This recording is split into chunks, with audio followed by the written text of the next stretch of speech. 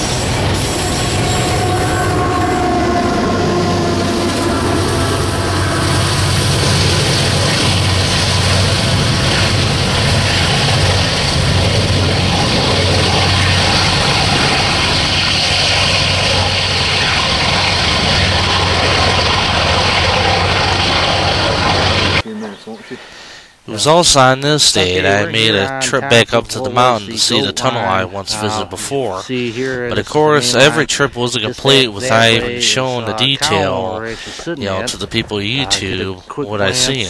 And of course, getting the visuals of what the Tracy City branch where it was, especially this one seen heading back towards Cowan and panning back the other way where it once went to Tracy City. But the next scene is you'll see my good friend Bobby Gass, also known as CSX8121 on YouTube, giving a complete detail of the history of the area. YouTube as Mr.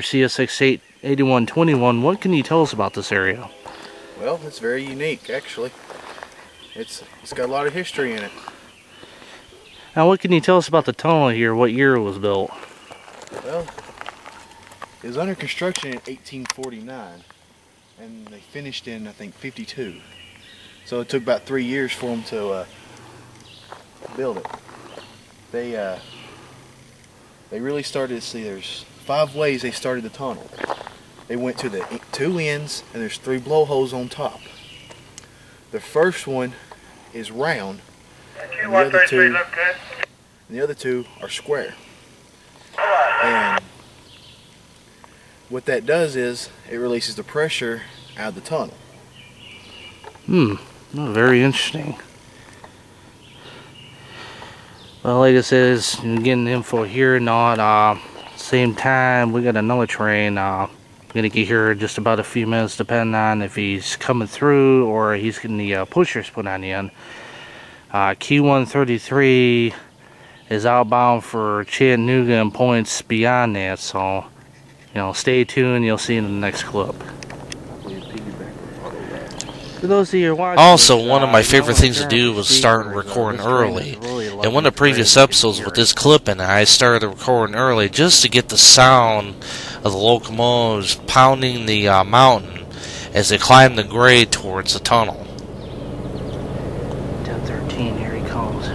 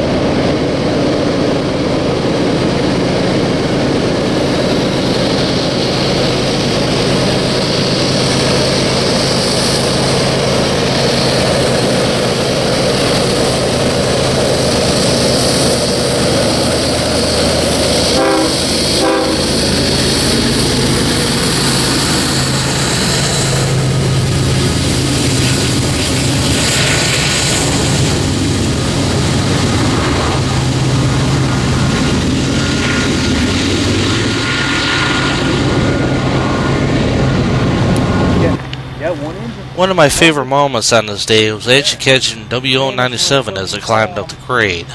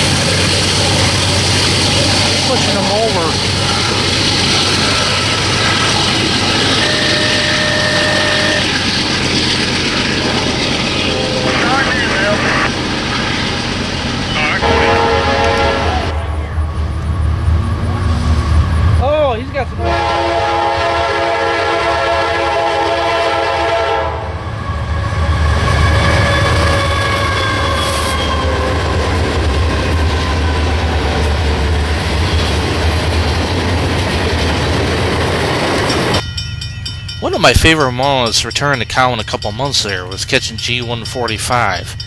The consist for this train was an AC6000 leading along with an HLCX leash unit paired up to it.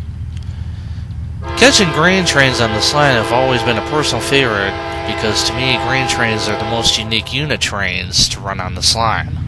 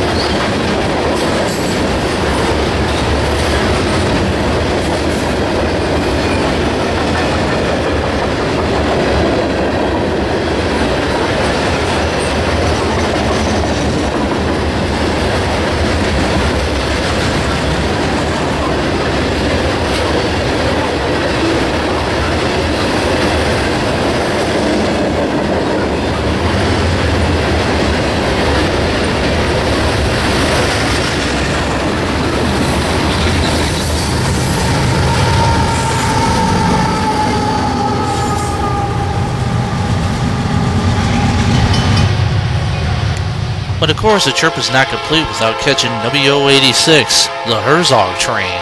Always the coolest train to catch.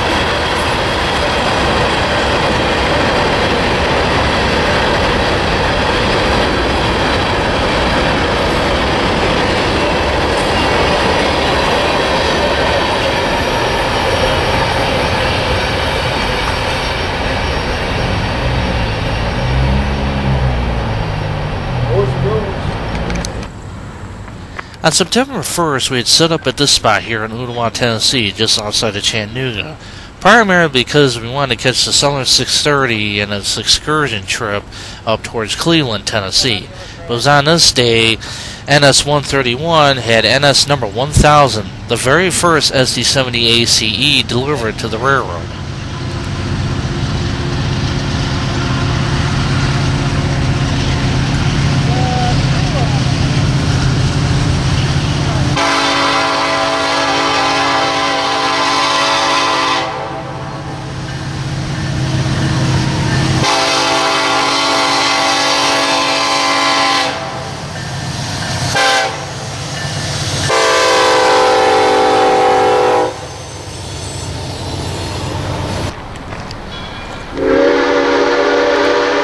After a few hours away, finally, NS-957, with the Southern 630 on the point, finally made its appearance here at Ottawa.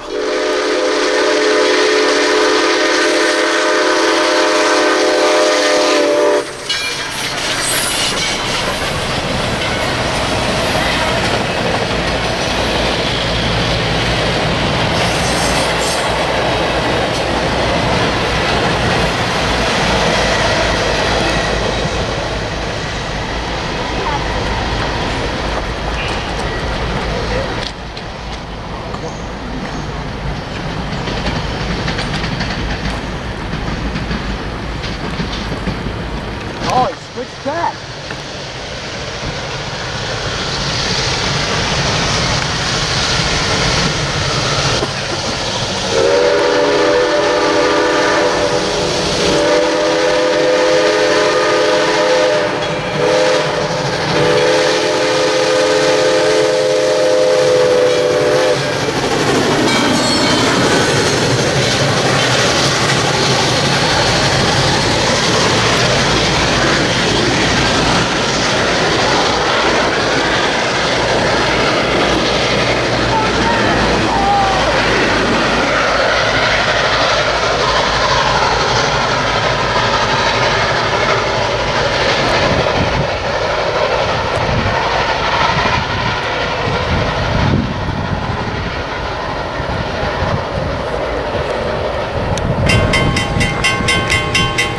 And of course, no downstate trip is complete when you can make a stop at Dalton, Georgia, just about a half an hour south of Chattanooga.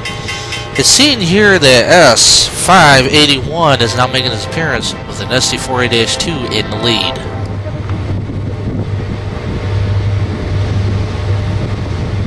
Oh, yep, yes.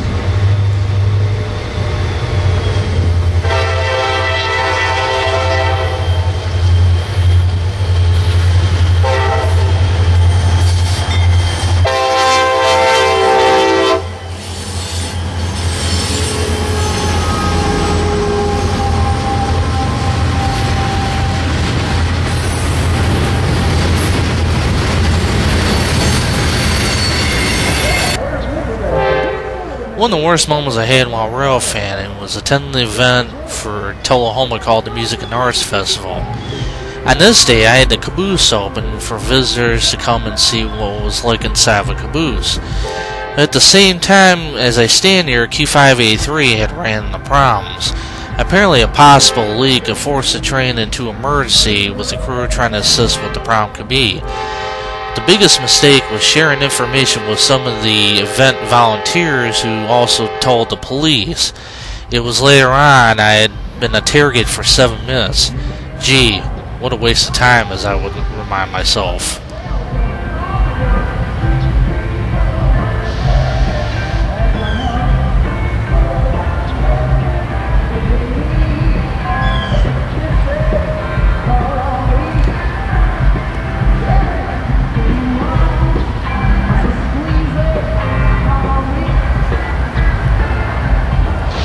Sounds like Q583 is making a slow approach.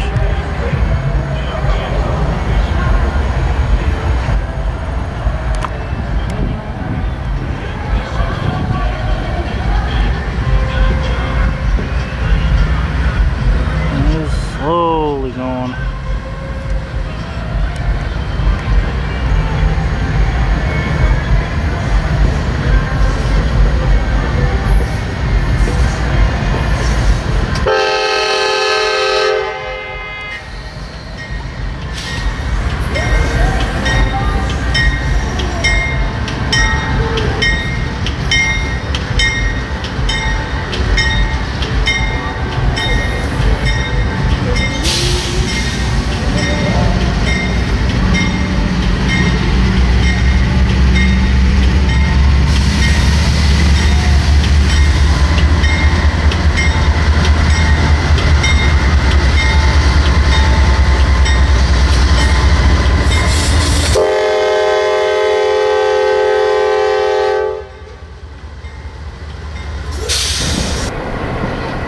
One of the things I missed very much was catching these guys, the Caney Fork and Western Railway, based out of my hometown, McMinnville, Tennessee.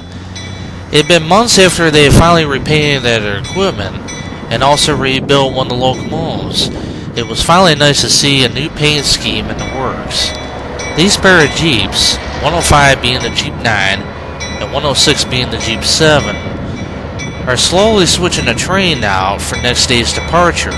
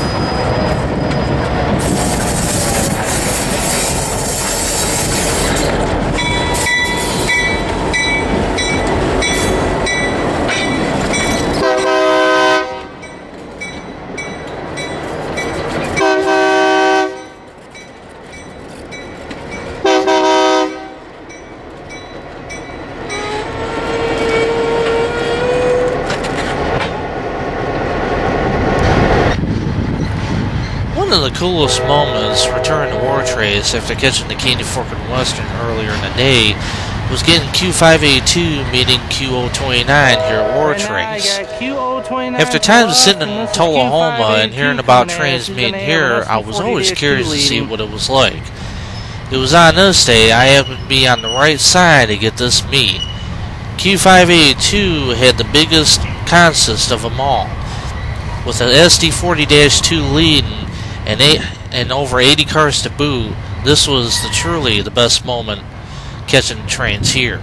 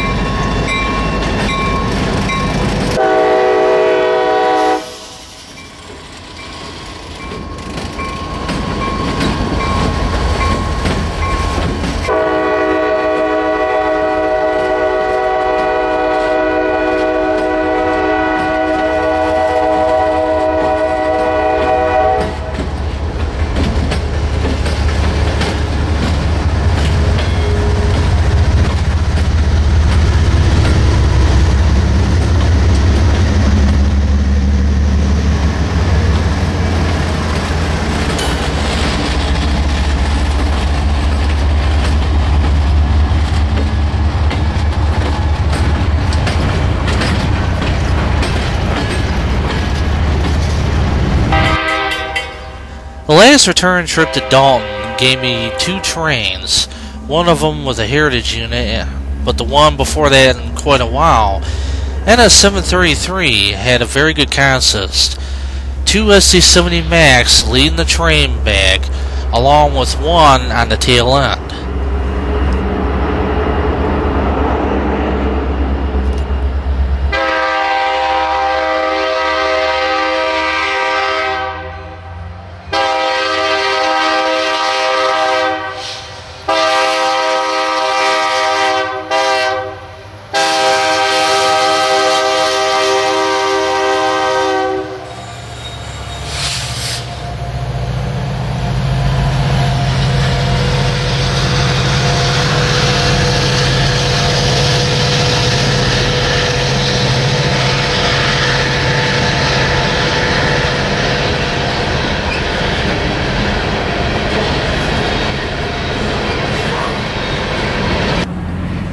And of course, the other favorite model, as I told you before, CSX number 5001 was the trailing unit on Q676 as the train headed north towards Nashville. As you will see in this video clip.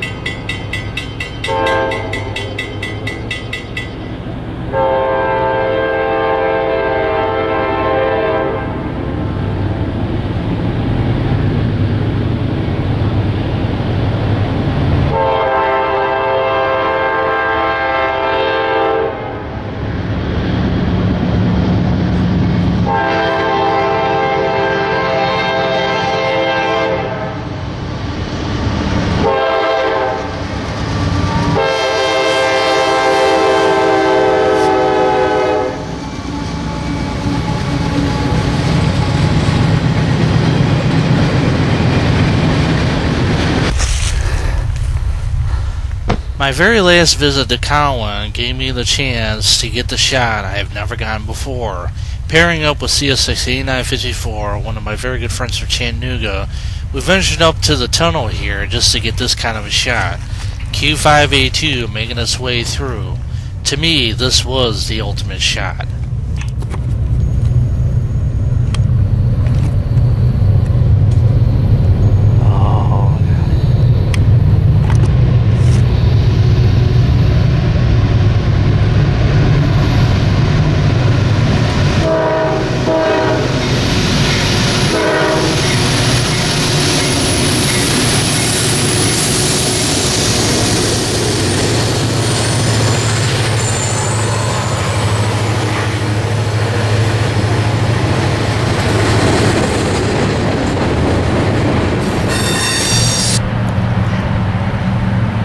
Just as the cold weather's kicking in, Q583 is finally showing up.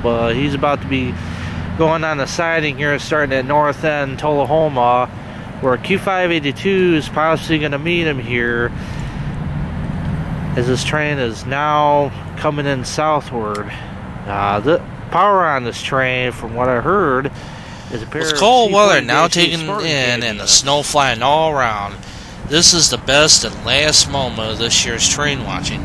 Q5A3 with a pair of C40-8 Spartan cab units was now getting its way in, about to approach North End Tullahoma and take the siding to meet Q5A2. But of course I didn't have time to catch Q5A2, but I figure I recollect that this was the best and last moment so far I've had in 2012.